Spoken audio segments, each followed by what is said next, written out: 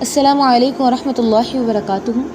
آج ہم جن نکات پہ بات کریں گے وہ یہ ہیں کہ توبہ کی کتنی اقسام ہیں، کن گناہوں پہ توبہ کی جاتی ہے، توبہ کرنے کے بعد ہمیں کیا اعمال کرنے چاہیے، توبہ کے بعد لوگوں کو توبہ کرنے والے کے ساتھ کیا رویہ اختیار کرنا چاہیے۔ اسی طریقے سے ہم بات کریں گے آج توبہ کرنے والوں کے لیے رب کی طرف سے کیا خوشخبری ہے، اور اس کے ساتھ ساتھ ہمارا آخری نقطہ یہ ہوگا کہ توبہ کی علامات کیا ہیں۔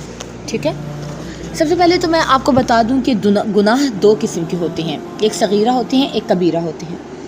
بعض صغیرہ گناہ ایسے ہوتے ہیں کہ اگر آپ نیکی کرتے ہیں تو آپ کے صغیرہ گناہ جو ہیں وہ خود بخود مٹتے چلے جاتے ہیں، جیسے اللہ تبارک و تعالیٰ نے اکثر جگہ پہ قرآن میں ذکر کیا کہ ہم چھوٹے گناہوں کو معاف کر دیتے ہیں۔ ان الحسنات یذہبن السیئات، بے شک جب نیکیاں آتی ہیں تو وہ برائیوں کو لے جاتی ہیں۔ اسی طریقے سے ایک اور جگہ پہ اللہ نے صغیرہ گناہوں کے لیے لمم کا لفظ استعمال کیا، اور ایک اور جگہ پہ کہا کہ اِن تجتنبوا کبائر ما تنہون عنہ نکفر عنہم سیئاتکم، اگر تم کبیرہ گناہوں سے بچو گے تو چھوٹے گناہ تو ہم خود ہی ویسے ہی معاف کر دیں گے۔ بعض ایسے گناہ بھی ہوتے ہیں انسان سے کہ جو نادانستگی میں ہو جاتے ہیں، کیونکہ انسان خطا کا پتلا ہے، تو اللہ تبارک و تعالی اتنا مہربان ہے کہ اس نے بعض روزے ایسے رکھ دیے جیسے عاشورہ کا روزہ، اسی طریقے سے عشرہ ذی الحجہ کے روزے، نفلی روزے، یہ گناہوں کو جلاتے ہیں، مٹا دیتے ہیں، صغیرہ گناہ مٹ جاتے ہیں، یہ کفارہ بن جاتے ہیں گناہوں کا۔ اور اگر فواحش سے بچیں تو اللہ صغیرہ گناہ ویسے ہی معاف کر دیتا ہے۔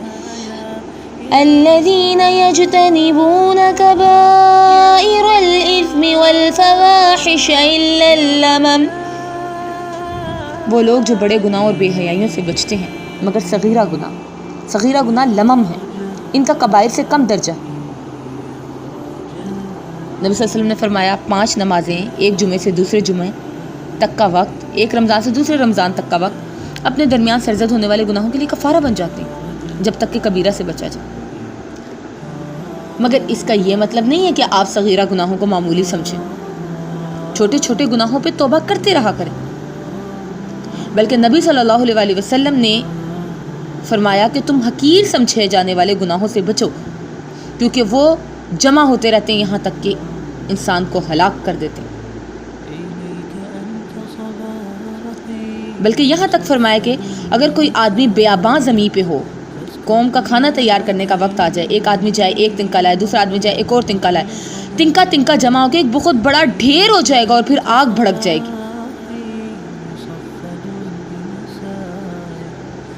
ایک جگہ پہ آپ نے حضرت عائشہ کو بھی فرمایا، عائشہ چھوٹے گناہوں سے بچنا، یہ مل کے بڑے گناہ بن جاتے ہیں، تھوڑا تھوڑا ہو کے زیادہ ہو جاتا ہے نا، تو چھوٹے گناہوں سے بچنا چاہیے۔ تو توبہ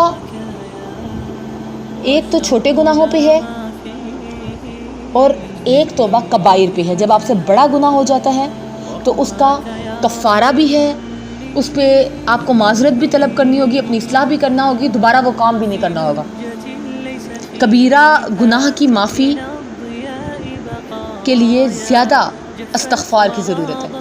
صغیرہ گناہ آپ وضو بھی کریں گے تو آپ کے گناہ جڑ جائیں گے، لیکن کبیرہ گناہ جب تک آپ اللہ سے معافی نہیں مانگیں گے، رجوع الی اللہ نہیں کریں گے، انابت الہی کے ذریعے رب کو منائیں گے نہیں، تب تک آپ کے وہ گناہ معاف نہیں ہوں گے۔ وہ اسباب جو انسان کو توبہ کی طرف دعوت دیتے ہیں وہ یہ ہے کہ انسان اپنے نفس کا محاسبہ کرتا ہے۔ آپ ساتھ کے ساتھ دن بھر اپنے نفس کا محاسبہ کریں، پہچانیں کہ مجھ سے کیا غلطی ہو گئی ہے، اپنے گناہوں کے انجام پہ غور کرتے رہیں کہ کہیں میں کوئی ایسا گناہ تو نہیں کر رہا، کیونکہ گناہوں کی سزائیں بھی بتا دی گئی ہیں نا۔ آپ قرآن پہ غور و فکر کریں، یہ چیز آپ کو گناہوں سے دور لے جائے گی۔ نیک لوگوں کی صحبت اختیار کریں، گناہ کرنے کے بعد اگر آپ توبہ کر رہے ہیں تو آپ کو برے لوگوں کی صحبت چھوڑنی ہوگی، نیک لوگوں کی صحبت اختیار کرنی ہوگی۔ وہ 99 قاتل والا واقعہ تو آپ کو پتہ ہی ہے کہ اس نے 99 قتل کیے. ایک عالم کے پاس گیا کہ میری معافی ہوگی یا نہیں ہوگی, تو انہوں نے کہا نہیں معافی ہوگی, اس نے اس کو بھی قتل کر دیا, 100 قتل ہو گئے. ایک اور عالم کے پاس گیا, میری معافی ہوگی یا نہیں, تو انہوں نے کہا ہاں معافی تو ہو جائے گی لیکن تمہیں اس کے لیے برے لوگوں کی صحبت چھوڑنی ہوگی, فلاں گاؤں نیک لوگوں کا, اس گاؤں میں چلے جاؤ. اور راستے میں ہی اس بندے کا انتقال ہو گیا. جنت کے فرشتے بھی آ گئے, جہنم کے فرشتے بھی آ گئے. اب جھگڑا ہونے لگا. اللہ نے کہا زمین ناپو, تو زمین ناپی گئی اور اللہ نے زمین کو حکم دیا, کیونکہ بندے کا دل سچا تھا, وہ توبہ کرنا چاہتا تھا. تو اخلاص نیت سے جب بندہ توبہ کی طرف مائل ہو تو اللہ تبارک و تعالیٰ راستے بنا دیتا ہے. اللہ نے زمین کو حکم دیا کہ ایک طرف سے سمٹ جاؤ اور ایک طرف سے پھیل جاؤ. تو برائی کے گاؤں کی طرف سے زمین جو ہے سمٹ گئی, پھیل گئی, اور اچھائی کے گاؤں کی طرف سمٹ گئی, اور یوں اللہ نے اس بندے کو بخش دیا. تو صالحین کی صحبت, آپ صلی اللہ علیہ وسلم نے فرمایا آدمی اپنے دوست کے دین پہ ہوتا ہے. اللہ تعالیٰ نے بھی فرمایا الاخلاء یومئذ بعضهم لبعض عدوا الا المتقین.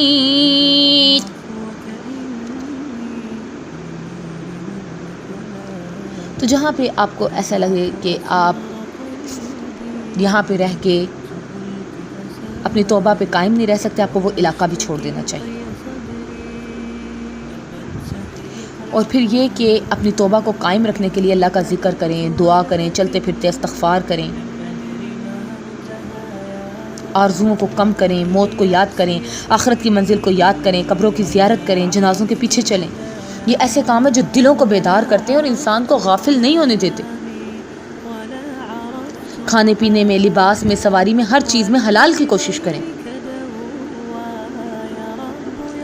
حرام چیزوں کو اپنی زندگی سے نکال دیں, جیسے نشہ آور چیزیں, موسیقی کے آلات, تصاویر, حرام فلمیں, گھٹیا واقعات, کہانیاں, ڈرامے, یہ سب چیزیں اپنی زندگی سے دور کر دیں. اگر آپ ان سب چیزوں پہ قائم رہیں تو آپ آپ نے توبہ کر لی ہے, لیکن آپ کے گھر میں ٹی وی ہے, اس پہ ڈرامے چلتے ہیں, اس پہ گانے آتے ہیں, آپ گزر رہے ہیں, آپ کے کانوں میں وہ چیز پڑ رہی ہے, خود بخود آپ کی زبان سے وہ الفاظ ادا ہو رہے ہیں گانوں کے. تو آپ کو ان چیزوں کو بھی چھوڑنا ہوگا. اور جب آپ توبہ کر لیں اخلاص نیت سے, تو پھر دوبارہ ان گناہوں میں ملوث نہ ہوں. اور اگر شیطان آپ کو بہکا دے, پھر ملوث ہو جائے, تو پھر دوبارہ توبہ کریں. اور جب انسان سچے دل سے توبہ کر لیتا ہے نا, تو امام ابن قیم کا قول ہے گناہ سے نفرت کرو, گناہ گار سے نفرت نہ کرو. اگر کوئی بندہ چاہے اس سے زنا بھی ہو گیا, اگر وہ اخلاص نیت سے توبہ کرتا ہے. قبیلہ جوہینہ کی عورت کے بارے میں آپ کو پتہ ہے نا کہ اس سے زنا ہو گیا تھا. آپ صلی اللہ علیہ وسلم نے اس کی نماز جنازہ پڑھی, تو حضرت عمر نے کہا اللہ کہ نبی یہ زانی عورت ہے, آپ اس کی جنازہ پڑھ رہے ہیں. تو آپ صلی اللہ علیہ وسلم نے کہا عمر اس نے ایسی توبہ کی کہ مدینے کے 70 لوگوں پہ تقسیم کر دی جاتی, تو سب کی نجات کے لیے کافی ہو جاتی. اسی طریقے سے معاذ اسلمی کے بارے میں آتا ہے کہ ان کے بارے میں آپ صلی اللہ علیہ وسلم نے کہا کہ اس نے ایسی توبہ کی کہ سارے مدینے پہ تقسیم کر دی جاتی, تو سب کے لیے کفایت کر جاتی. تو گناہ گار سے نفرت نہ کریں. اس نے تو سچے دل سے اپنے آپ کو پاک کروا لیا, اس سے نفرت کر کے آپ اپنا نامہ اعمال سیاہ کریں گے. گناہ سے نفرت کریں, بلکہ گناہ گار سے آپ محبت کریں, کیونکہ اللہ نے اس سے محبت کی ہے. قل یا عبادی الذین اسرفوا علی انفسہم, میرے گناہ گار بندوں سے کہتے ہیں, وہ گناہ گار کو اپنے بندے کہتا ہے. گناہ گاروں سے محبت کریں, انہیں اپنی محبت کے ذریعے گناہوں سے نکالیں, ان کے لیے دعائیں کریں. اگر وہ توبہ کی راہ پہ قدم رکھ دیتے تو سابقہ گناہوں پہ تانا نہ دیں, انہیں اذیت نہ دیں, انہیں ماضی نہ یاد دلائیں, انہیں تکلیف نہ دیں. اللہ کے بندوں کو تانے دینے کا حق آپ کو نہیں ہے. اس کے ساتھ بیٹھیں, اس کی مدد کریں, اسے نیکی کی طرف لے کے چلیں, ہاتھ پکڑ کے ساتھ لے کے چلیں. کنتم خیر امۃ اخرجت للناس, آپ بہترین امت ہیں جو لوگوں کے لیے نکالی گئی. لوگوں کو نیکی کا حکم دے, برائی سے روکے, آپ کی ذمہ داری ہے یہ. توبہ کرنے والوں سے نفرت نہ کریں. اگر آپ کو کسی کے عیب کا پتہ بھی لگ گیا ہے تو حدیث میں آتا ہے جس نے کسی مسلمان کی پردہ پوشی کی, اللہ اس کی پردہ پوشی کرے گا. اور آپ صلی اللہ علیہ وسلم نے گناہوں کا تذکرہ کرنے سے بھی منع کیا، کیونکہ اللہ معاف کر دیتا ہے، لوگ نہیں معاف کرتے. لوگ ساری زندگی آپ کے گناہ یاد رکھتے ہیں. تو گناہ ہو گیا، اللہ سے معافی مانگے سچے دل سے، اور کسی سے اس کا تذکرہ بھی نہ کریں. اور آخر میں بس یہی کہوں گی کہ اگر آپ اپنی لغزشوں پہ نادم ہیں تو اللہ کی ذات سے مایوس نہ ہوں، کہ اللہ کی یہ مہربانی ہے کہ وہ توبہ کرنے والوں کو عزت دیتا ہے. اے نافرمانوں کی جماعت، اے سیاکاروں کی جماعت، اللہ کی سخاوت وسیع ہے، توبہ کر لیں. لمبی آرزویں نہ لگائیں، وقت کو غنیمت جانیں، ابھی مہلت ہے. مایوس نہ ہو، تمام گناہ بخش دیے جائیں گے، کیونکہ اللہ اس لائق ہے کہ وہ سخاوت اور رحم کرے. حدیث میں آتا ہے، آپ صلی اللہ علیہ وسلم نے فرمایا، بے شک ایک بندے نے گناہ کیا، اس نے کہا اے میرے رب مجھ سے گناہ ہو گیا تو مجھے معاف کر دے. تو اس کے رب نے کہا میرا بندہ جانتا ہے کہ اس کا ایک رب ہے جو اس کے گناہ کو بخشتا ہے اور اس پہ گرفت بھی کر سکتا ہے، لیکن جب میرے بندے نے میرے رحم کو ابھارا تو میں نے اسے معاف کر دیا. پھر وہ رکا رہا جب تک اللہ نے چاہا، پھر اس سے ایک اور گناہ ہو گیا اور کہا اللہ پھر گناہ ہو گیا، مجھے معاف کر دے. تو اس کے رب نے کہا کیا میرا بندہ جانتا ہے کہ اس کا ایک رب ہے جو گناہوں کو معاف کرتا ہے اور گرفت بھی کرتا ہے؟ لیکن وہ پھر لوٹ آیا، پھر معافی مانگی. تو اللہ نے کہا میں نے اپنے بندے کو معاف کیا، بس وہ جو چاہے کرے. تو اگر گناہوں سے مایوس ہو گئے ہیں، بار بار جرم ہو رہے ہیں، تب بھی بار بار توبہ کریں، بار بار اللہ کی طرف آئیں، بار بار پلٹیں، ابھی توبہ کریں، کیونکہ آپ کو نہیں پتا کہ آپ کب تک جئیں گے. توبہ کی مہلت آخری سانس تک ہے، لیکن سانس کا علم نہیں ہے کہ کب آپ کی موت آ جائے. تو ابھی توبہ کیجئے، دل سے توبہ کیجئے، اللہ کے آگے روئیے، گڑ گڑائیے. حدیث میں آتا ہے ایک بندہ اٹھ کے 2 رکعت نفل پڑھتا ہے، اللہ سے معافی مانگتا ہے سچے دل سے، اللہ معاف کر دیتا ہے. وہ بہت مہربان ہے، وہ تو اپنے بندوں کو معاف کرنے کے بہانے ڈھونڈتا ہے. اس کی رحمت بہت وسیع ہے، اس سے مایوس نہ ہو، ہر گناہ معاف ہو جائے گا. وہ کبیرہ گناہ بھی معاف کرتا ہے، وہ بڑے سے بڑے گناہ بھی معاف کرتا ہے، وہ بار بار کرنے پہ بھی گناہ معاف کرتا ہے. مایوس نہ ہو، پریشان نہ ہو. یہ نہ دیکھیں کہ میرے گناہ کتنے ہیں، یہ دیکھیں میرے رب کی ذات کتنی بڑی ہے.